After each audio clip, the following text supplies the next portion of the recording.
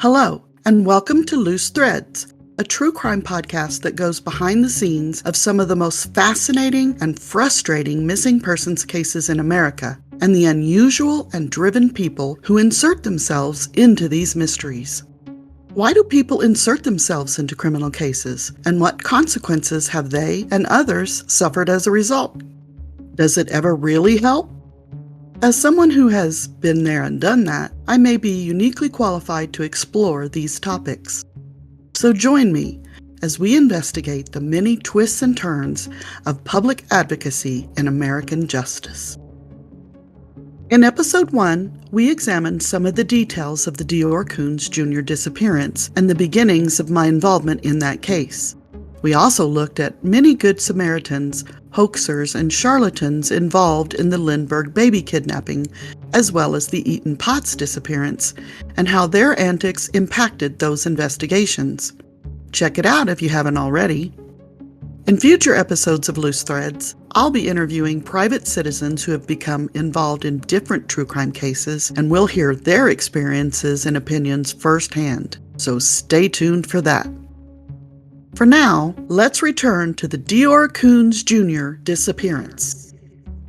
In this short podcast format, it would be impossible to delve into all the details and speculation surrounding the case, but I will try to cover the basics. For a comprehensive breakdown, try sites like EastIdahoNews.com, JusticeForBabyDeorr.com, or even Reddit. As an open and active investigation since July 10, 2015, the disappearance of 2-year-old Deorr Kunz Jr. is still a mystery. There are few verifiable facts, and almost no real evidence has been found. I don't know what happened to little Deorr, and as such, I won't be naming any suspects or speculating on guilt. This podcast isn't about assigning blame or adding to the chaos. Many have seen the negative and devastating impact social media and public interference can have on law enforcement investigations, and it's important for all citizens to remember that every person is presumed innocent until proven guilty in a court of law.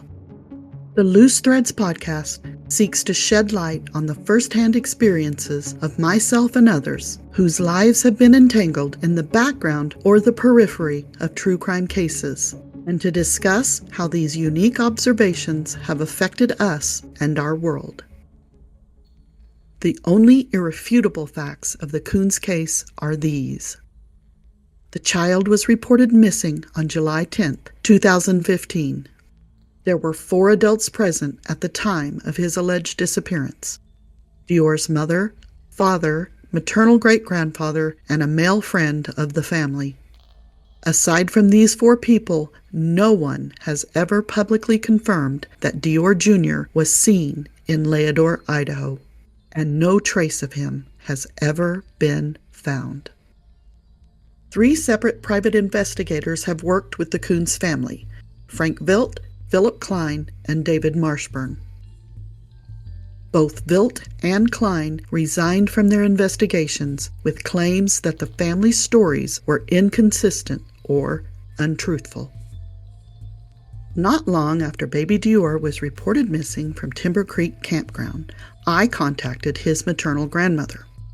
Although they weren't saying so publicly yet, it was my understanding that she and others in the family had already honed in on a suspect: Isaac Reinwand, the family friend who was present at the campsite on the day Deorr disappeared. Deorr's parents and other relatives have thrown suspicion towards Isaac in news interviews and reports, both publicly and privately. Private investigator David Marshburn also publicly accused Isaac, but walked the claim back later after acknowledging that he had jumped to conclusions. This retraction came amid ongoing doubts about the case and the credibility of some of his information. Who was he getting his information from? So it appears that both sides of the family suspected Isaac, but in the early months of the case, I witnessed something that still confuses me to this day. One afternoon, I received a call from an excited Frank Vilt. Initially unable to interview Isaac Reinwand, Frank finally had a lead on where to find him. Allegedly, Isaac and Dior's great-grandfather were out fishing, and Frank was on his way to surprise them. I relayed this seemingly good news to the maternal grandmother. She did not seem happy about it. Later, I learned that she instructed Frank Vilt not to speak with Isaac or her father.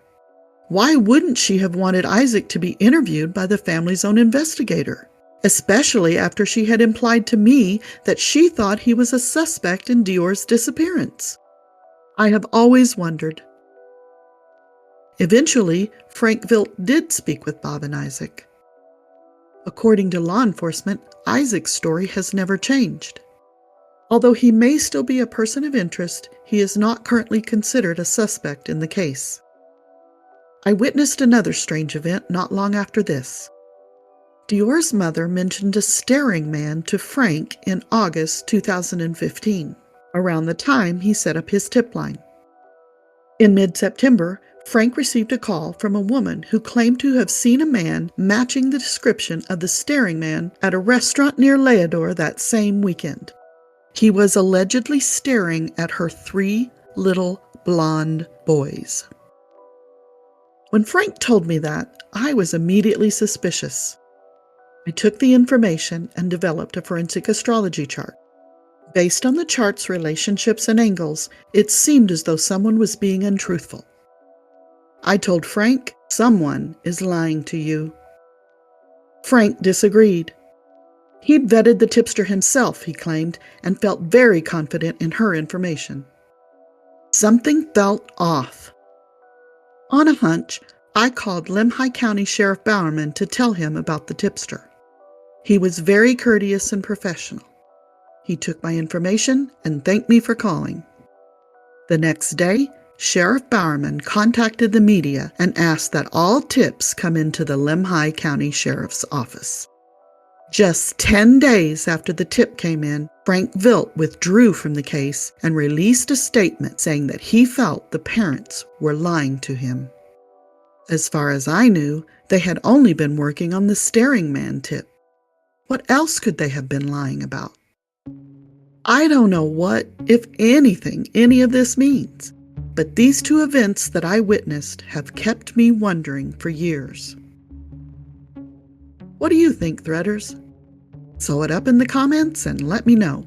And don't forget to like and subscribe. Until next Monday, thanks for following Loose Threads.